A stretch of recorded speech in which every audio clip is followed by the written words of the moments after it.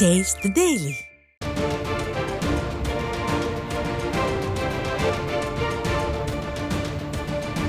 அண்மை செய்தி. உயிர் தியாகம் செய்த ஆசிரியர் கண்ணனின் மறைவிற்கு நீதி கேட்டும் தேர்தல் வாக்குறுதியை நிறைவேற்ற கோரியும் பகுதி நேர ஆசிரியர்கள் 9வது நாளாக தொடர் போராட்டத்தில் ஈடுபட்டுள்ளனர். போராடும் ஆசிரியர்களை ஸ்டாலின் அரசு அராஜகமாக கைது செய்திருக்கிறது. அதனை அண்மை செய்தியாக பார்த்து வருகிறோம்.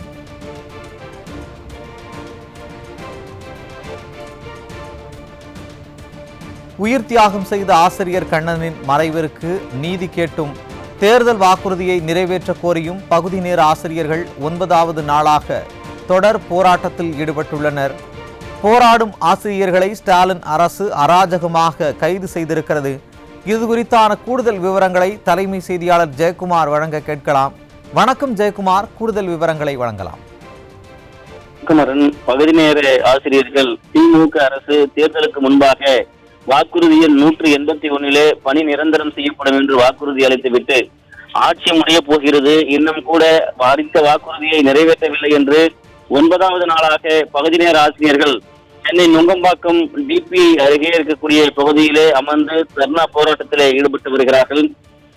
உயிரிழந்த பெரம்பலூர் ஆசிரியர் கண்ணனுடைய உயிரிழப்புக்கு நியாயம் வேண்டியும் ராயப்பேட்டை அரசு மருத்துவமனையிலே நெஞ்சுவலி காரணமாக அனுமதிக்கப்பட்டிருக்கக்கூடிய சேரன் என்கிற ஆசிரியருடைய உடல்நிலை மிகவும் மோசமாக இருக்கிறது. அதே நேரத்தில் உயர் ரத்த அழுத்தம் காரணமாக காஞ்சிபுரம் மருத்துவமனையில் அனுமதிக்கப்பட்டிருக்கக்கூடிய முருகதாஸ் என ஆசிரியர்கள் தொடர்ந்து மோசமடைந்து வருகிறார்கள். ஆசிரியர் சமூகத்திற்கு மத்தியிலே மிகப்பெரிய அளவிலே பதற்றத்தை இந்த அரசு ஏற்படுத்தி இருக்கிறது. அளித்த வாக்குறுதியை நிறைவேற்றவில்லை, ஒற்றை கோரிக்கையை வலியுறுத்தி போராடி வருகிறோம். நீங்கள் அளித்த வாக்குறுதியை கூட உங்களால் நிறைவேற்ற முடியவில்லை என்றால் எதற்காக இந்த அரசாங்கம் எங்களுக்கு வாக்குறுதி அளித்து எங்களுடைய வாக்குகளை பெற வேண்டும் என்று கண்டன முழக்கங்களை முன்வைத்து பகுதி நேர ஆசிரியர்கள் தொடர்ந்து போராட்ட களத்திலே இருந்து வருகிறார்கள். பொங்கல் பண்டிகை எங்களுக்கு இந்த முறை இல்லை என்பதை அவர்கள் பகிரங்கமாக அறிவித்து எங்களை கொலை செய்திருக்கிறது. கண்ணன் என்கிற ஆசிரியர் இன்றைக்கு தற்கொலை செய்து உயிரிழந்திருக்கிறார்.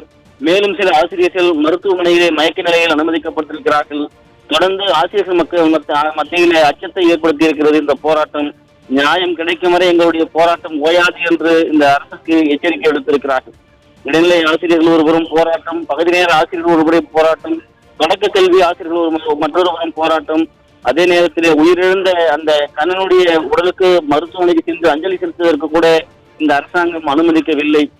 கணவனை இழந்த அந்த ஆசிரியருடைய மனைவி, இந்த உடலை வளர்த்தெடுக்க நான் என்ன பாடுபட்டிருப்பேன், இப்படி உங்களை பார்க்கவா நான் போராட்ட களத்திற்கு அனுப்பி வைத்தேன் என்று தன்னந்தனி அழுத அந்த காட்சி கல் நெஞ்சையும் உருக்க வைக்கக்கூடிய காட்சியாக சோகத்தினுடைய உச்சத்திற்கே அந்த வேதனையினுடைய துயரம் என்பது இருந்தது. இந்த நிலையில சக ஆசிரியர்கள் அஞ்சலி செலுத்திவிட்டு இன்றைக்கு 9வது நாளாக போராட்ட களத்திலே இருக்கிறார்கள். சாரட் வண்டியிலே பள்ளிக்கல்வித்துறை அமைச்சர் பொங்கலை கொண்டாடி கொண்டிருக்கிறார். பறையடித்துக் கொண்டு மேலதாளங்கள் இசை நிகழ்ச்சிகளோடு முதலமைச்சர் பொங்கல் பண்டிகையை கொண்டாடி கொண்டிருக்கிறார். குடும்பத்தோடு துணை முதலமைச்சர் பொங்கல் பண்டிகையை கொண்டாடி கொண்டிருக்கிறார். நாங்கள் வீதியிலே நின்று கையேந்தி கொண்டிருக்கிறோம் எங்களுடைய வாழ்வாதாரத்துக்காக என ஆசிரியர்கள் கடவுளுக்கு நிகராக பார்க்கக்கூடிய சமூகத்தில் இருக்கக்கூடிய ஆசிரியர்கள் இன்றைக்கு வீதியில் இறங்கி பிச்சை எடுத்துக்கொண்டு போராடி கொண்டிருக்கிறோம். கழிப்பறைக்கு செல்வதற்கு கூட இவர்களுக்கு எங்களுக்கு அனுமதிக்க மறுக்கப்படுகிறார்கள். கைது செய்து எங்கே அழைத்து செல்கிறார்கள் என்பதை கூட கூற மறுக்கிறார்கள். இப்படிப்பட்ட ஒரு இற்றனுடைய ஆட்சியில் தான் நாங்கள் தற்போது போராட்டத்தை நடத்தி கொண்டிருக்கிறோம் என்று கண்டன முழக்கங்களை முன்வைத்து வருவது குறிப்பிடத்தக்கது. சுரேஷ்,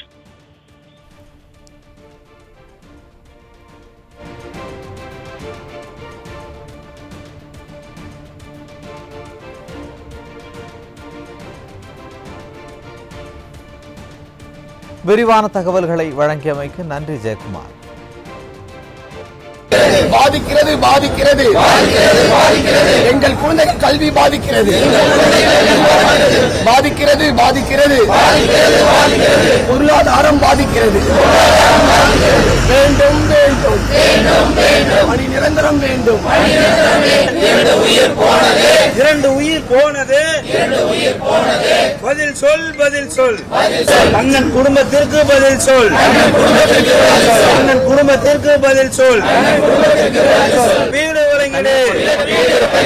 விடமாட்டோம் விடமாட்டோம். பாதிக்கிறது பாதிக்கிறது எங்கள் குழந்தைகள் கல்வி பாதிக்கிறது பாதிக்கிறது பாதிக்கிறது.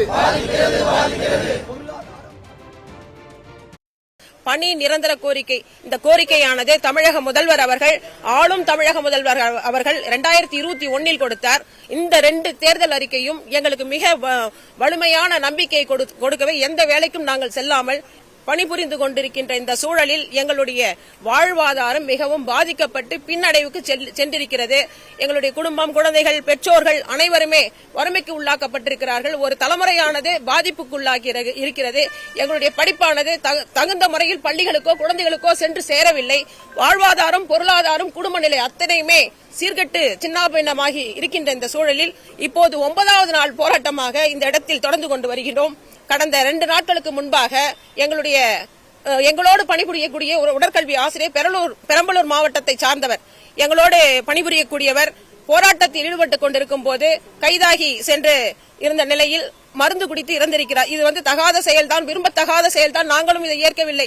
எங்களுடைய குடும்பம் இந்த நிலைக்கு தள்ளி இருக்கவே அவர் அந்த நிலையை முடிவை ஏற்கொண்டிருக்கிறார். இனி யாரும் இந்த நிலைக்கு தள்ளப்படக்கூடாது என்பது அனைத்து மக்களுக்கும் பகுதி நேர ஆசிரியர்களுக்கும் எங்களுடைய வேண்டுகோள். ஆனால் அரசு அவருக்கு உரிய நிவாரணத்தையும் அவருடைய மகனுக்கு வேலையையும் தர வேண்டும் என்பதை இங்க வேண்டுகோளாக வைப்பதோடு எங்களுடைய ஒற்றை கோரிக்கை பணி நிரந்தரத்தை கொடுக்க வேண்டும்.